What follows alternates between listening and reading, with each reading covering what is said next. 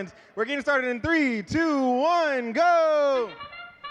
First 15 seconds completely reprogrammed and autonomous. 10:029 swiftly maneuvering around using their swerve drive. Just checking out the field as many teams waiting to move around that outside area, score points for movement alone. The only time it's available is during that autonomous period.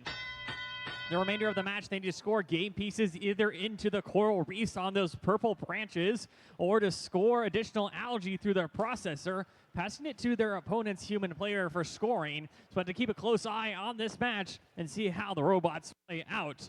Team 1555 Cryo Frost maneuvering around their human player station. That's the only place to bring in additional coral pieces once all those on the field are exhausted. Team Super Duper 7457, one to keep your eye on for this entire match. Known for their quick cycle times.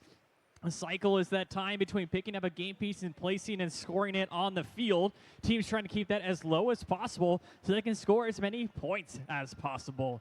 Team 7477, the Giddy Goats, traversing onto the other side of the field. That bumper-on-bumper action is allowed as long as that contact time is kept to a minimum. The Giddy Goats from Mishawaka keeping an eye out for what opponents they can prevent from scoring and keeping a close eye on their competition.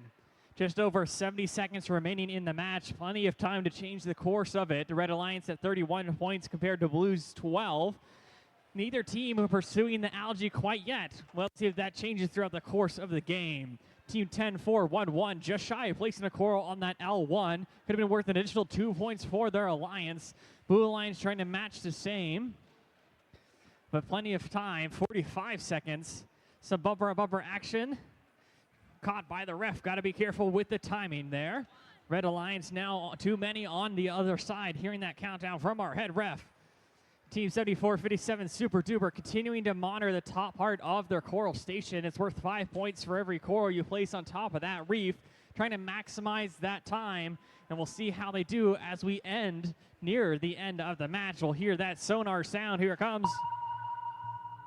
We'll start to see robots heading towards their cages, trying to score additional points for their alliance in the end game by getting elevated off the ground. The longer the chain, the more points they'll gain. So Giddy Goats sitting pretty, waiting potentially for that additional parking points.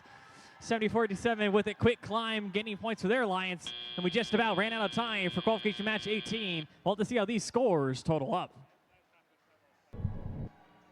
Taking it with a score of 74, nearly double. Blue Lions is 36. The point difference there in the coral. We saw Super Duper scoring plenty of points, but not enough for that coral ranking point. They'll walk away with 4 ranking points. 1 for the barge. That's plenty of points in the barge end.